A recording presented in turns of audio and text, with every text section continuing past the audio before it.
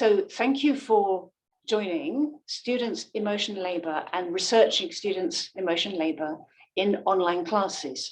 I'll try to talk about why I think students' emotion labour is worthy of being a research topic, and the things that I've thought about in terms of trying to reduce emotion labour if a teacher can help students to get through that process in a less laborious way, the communication process. So,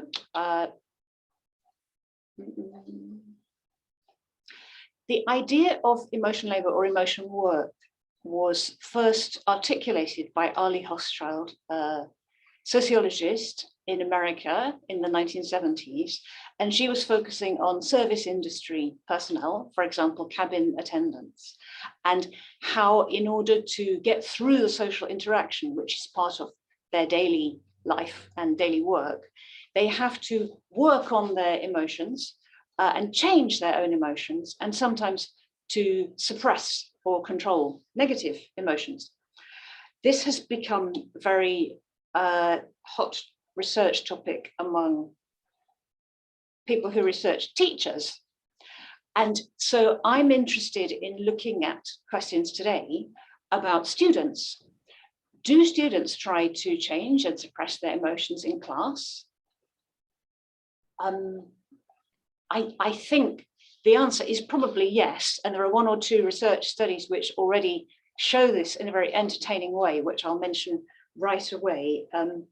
Sarah Mercer at the University of Graz in Austria interviewed students about whether they ever fake engagement in the class. And all of her informants said, yes, sometimes we fake engagement. And the reasons are we're worried about getting a bad grade, or we don't want to make the teacher feel uncomfortable, or we don't want to make our classmates feel uncomfortable. So that was a very interesting insight, which I think is difficult to get that level of trust that students will tell you that they're changing or suppressing their emotions, but we can see that they're going through some quite complicated processes, which are not only the academic process. Second focus question today: was silence in a Zoom session impacted by emotion labour? We'll look at some of the interview responses and some of the survey responses from a quite large survey, which Stephanie Lim and I did at Miyazaki International College last year, and which I did again with the collaboration of colleagues at 2 other universities this year. And the last 2 questions are questions which I'll ask you to think about and do a little activity about if you have time to stay around that long. How do teachers categorize tasks in relation to emotion labour? Do we ever think about the contribution that we're demanding from students in terms of emotion labour, and what can mitigate emotion labour? What could make it easy and relaxed for students? If we look at this quotation from Conno and Miller, which is written about teachers' emotion labour, it's quite interesting to see what happens if you just switch the word service worker or teacher and just slot students into there. Hochschild demonstrated that emotion labour efforts are tied to how students' performances are evaluated, legitimated and rewarded, even though those efforts are rarely overtly acknowledged as labour. The feeling rules of schools and classrooms, though usually implicit and often subconsciously recognised, shape what students believe they should feel and how they should perform emotions. So here's a little bit more about our survey. And in fact, Stephanie, who's here, thank you, has published a little bit about it. Unfortunately, we didn't publish our results yet. But one of the interesting things we found was that, in fact, the technology aspect doesn't seem to really affect willingness to communicate as much as things like the interlocutor and the topic and the group size. With a larger survey population this year, again, it seemed that although people seem to express that communicating online is slightly uncomfortable, they're not necessarily less going to actually do it less. When I was looking at the data, I tried to focus on emotions, really because of the kind of reading that I started doing when trying to understand the responses in the first time of the survey. Let's review the willingness to communicate pyramid. If you look at the top of the pyramid, you can see that's where people actually will break out into speech and overcome that threshold of reluctance or embarrassment to say what they want to say. And so going from the bottom up are all the different influences which could impact the moment of communication. And if we try to analyze that in terms of emotion, actually we can see that there are lots of places where emotions could impact that triangle, from the desire to communicate with somebody specific, right down to what do I think about the speakers of the target language, what do I think about my classmates. It's all absolutely riddled with things which are related to emotions. And from our survey last time, from the free comments, actually in summer 2021, I just counted up the frequently mentioned words, and being friends with the other person or knowing or having a good relationship was the most frequently, out of about 100 extra comments which were counted. 24 people mentioned friends or having a good relationship or knowing the other person. Being uncomfortable came up a lot in the interviews and also a little in the free comments as well. This is a piece of artwork from students at our college, which was on an internet exhibition on Instagram. And I just introduced that because I think it makes it very vivid how tough it could be to communicate online, how you feel you're in the box. And also, as we could experience maybe this morning, if you couldn't get online, the strong emotions that we have attached to the community who are out there. So for example, love, fear, anxiety. This morning I couldn't get online, I couldn't get to my SIG, and I was experiencing an absolute tempest of emotions. My heart rate went faster and so on, and that's kind of happening now as well. So if we go back to that idea of labour and why that word could be suitable to use about students, one thing which appeared in Hochschild's definition was that it was coming from an imbalance of power. The second thing is, it sounds like it's not really a beneficial demand. If you say work, it sounds like, yeah, okay, they should face up to it, they should do the work. If you say labour, it kind of allows us to see that excessive, draining, burnout causing kind of thing, which that picture was supposed to kind of speak to how possibly the online situation, if not carefully managed, could be that much more of a labour. And in Zoom, of course, you've got your teacher very much in control. And so that's another kind of layer of labour, which depends how students conceptualize it.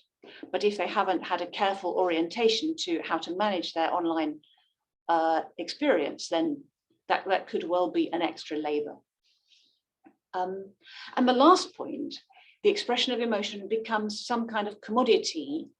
Of course, in teachers' emotion labour, it's being exchanged for money, but actually in students' emotion labour, it could be being exchanged for a grade, and it could also be being exchanged for social capital, in the sense that they need to preserve their relationship with their classmates, perhaps by not participating too much.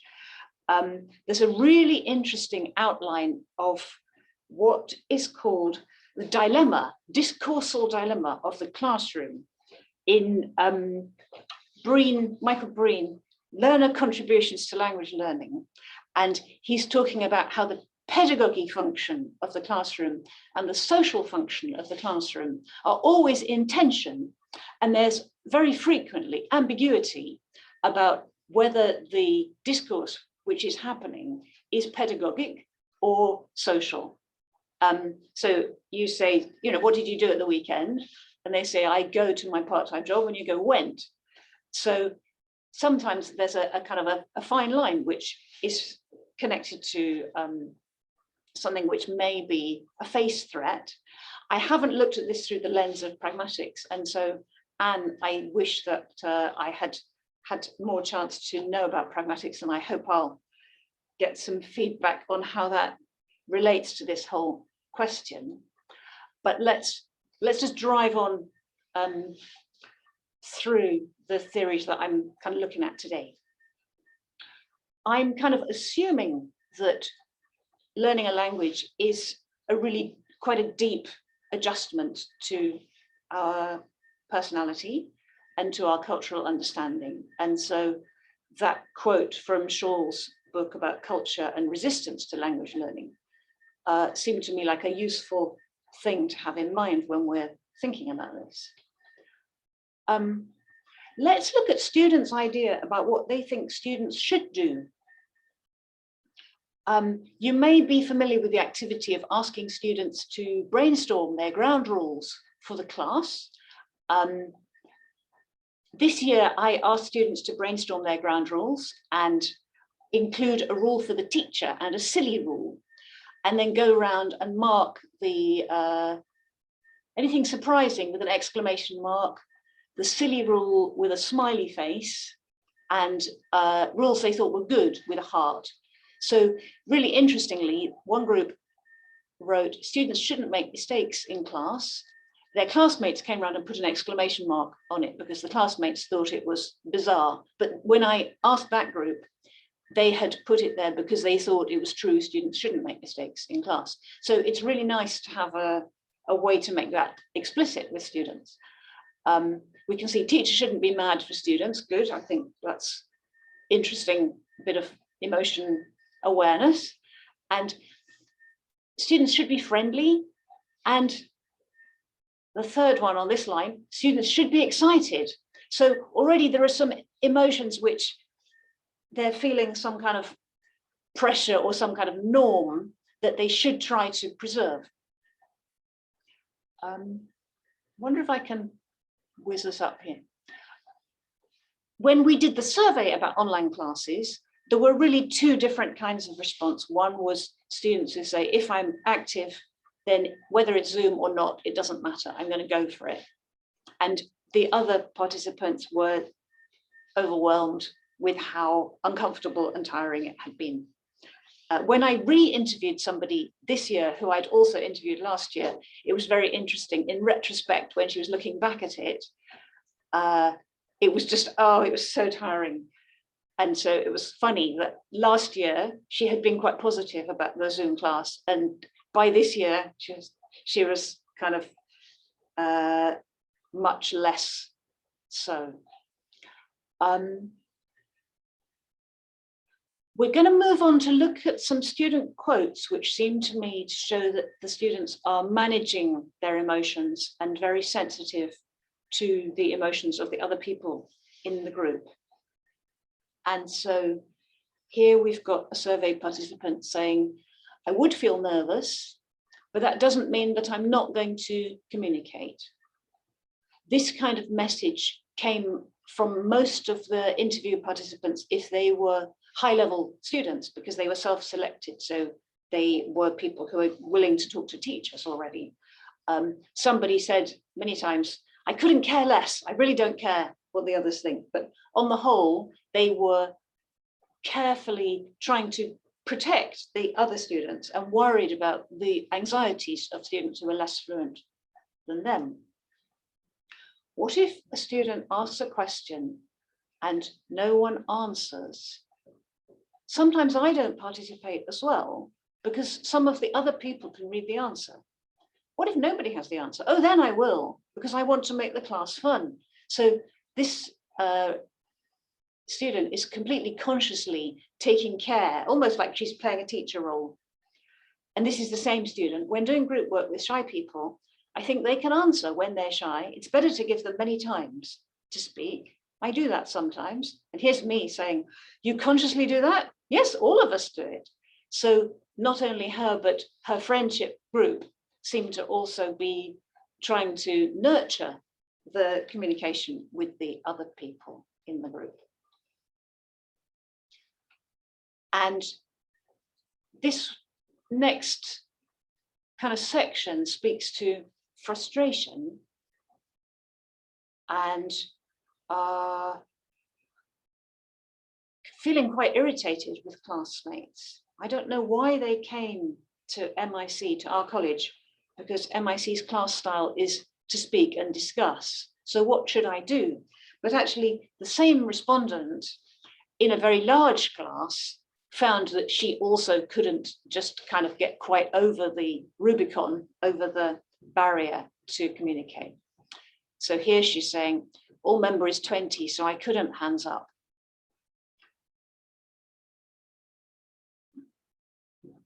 I'll just let you read it, and I should maybe take a time check.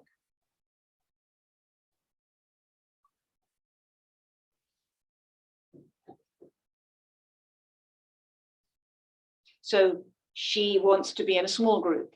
It was really quite helpful to be interviewing and getting feedback from students about this kind of thing.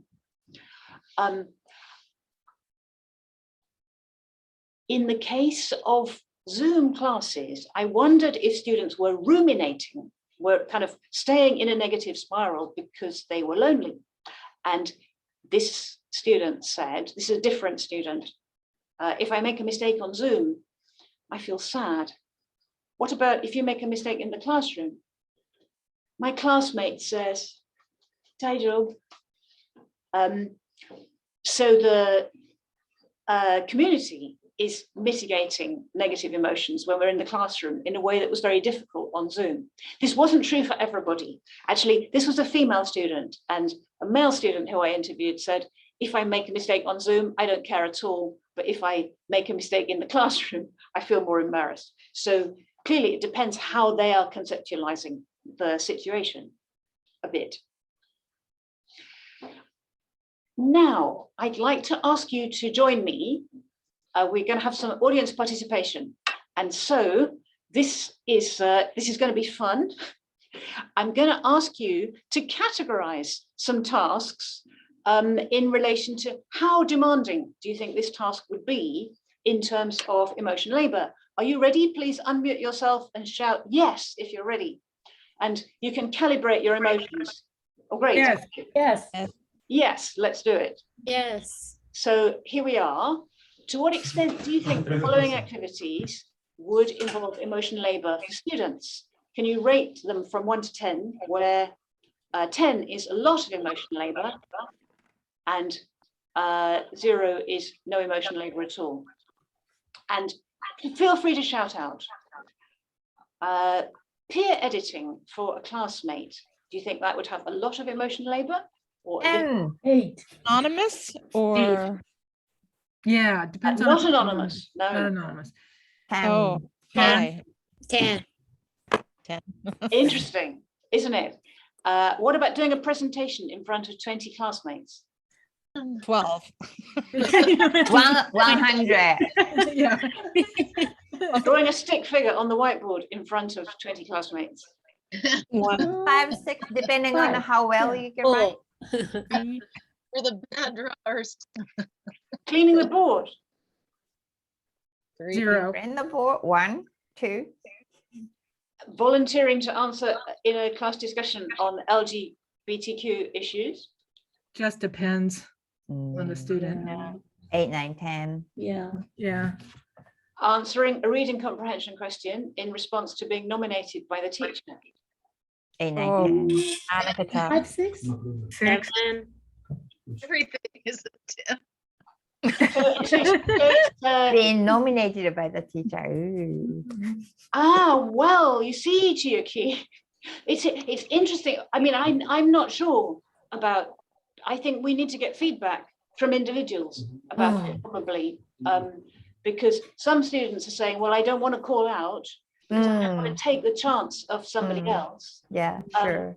But other students might be saying, I don't really like to hear my name because it makes me feel I've done something wrong. So it seems like we were all categorizing number one as fairly demanding. I'm going to just ride roughshod over your probably better than my ideas and talk about my own sort of heuristic for measuring, for measuring these. If it's something which is going to face threat to me or to my classmates, it's going to involve more emotional labor.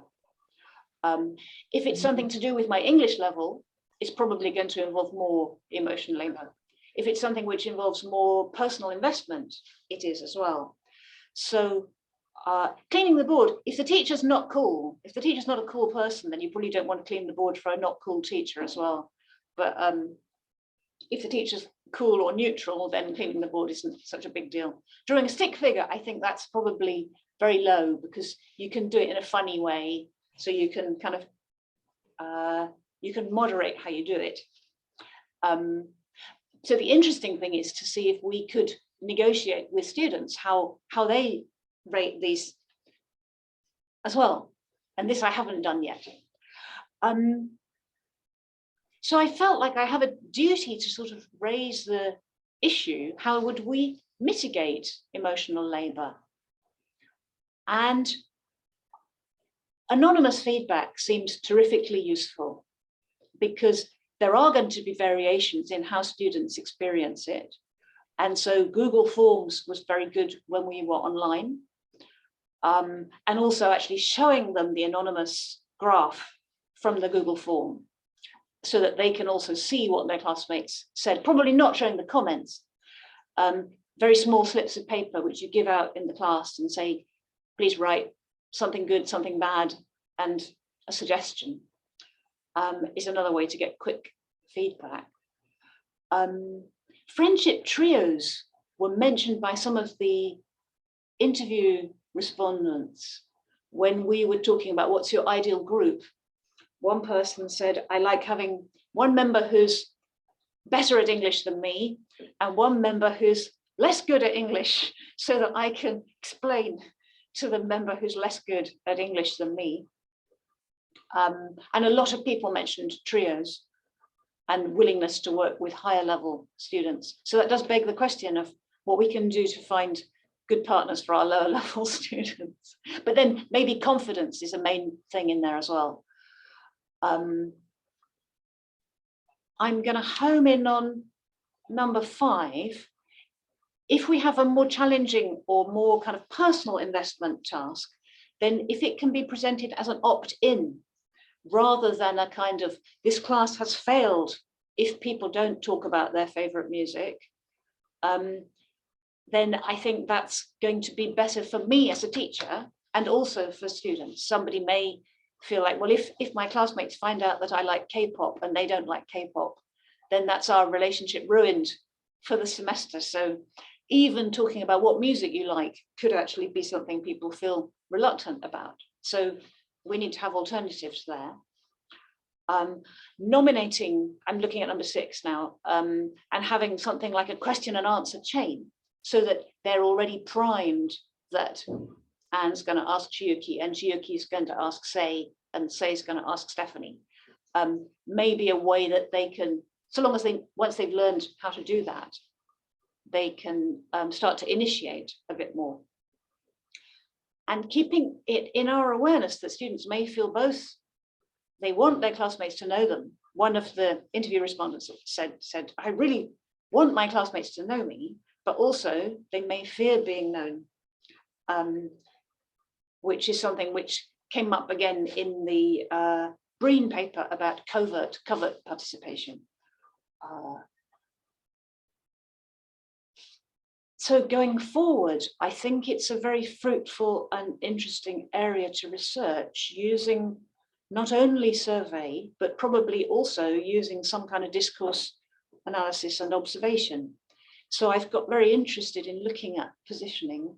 And I haven't actually got anything to show in terms of research yet, because that's going to be next year's project, I think. But the idea that depending on whether you allow the students to be the knower, the person who has authority about something, the positions they're going to be able to take in the conversation are going to be impacted by that. And so maybe if we're going back to the online class situation, making the positioning as explicit as possible. So for example, when you go to your breakout room, play Junken. The winner of Junken is going to be the person who starts speaking.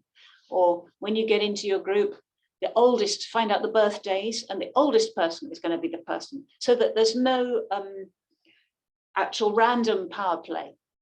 It's kind of made into something which is for a neutral reason. I'm sorry to like interrupt, but we have to stop now. Perfect. Yeah. I'm just on my spelling slide and my references, which are also on my Adventzilla page. Thank you very much. Okay, so thank you very much. So let's offer a round of applause for Professor Ellen Head.